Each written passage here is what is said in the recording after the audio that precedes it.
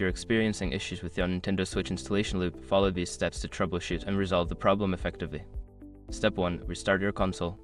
Begin by performing a hard reset on your Nintendo Switch. Hold down the power button for about 12 seconds until the console powers off. Wait a few moments, then turn it back on to see if the issue persists. Step 2. Check for system updates. Ensure your Nintendo Switch is running the latest system software. Go to System Settings, select System, and then choose System Update.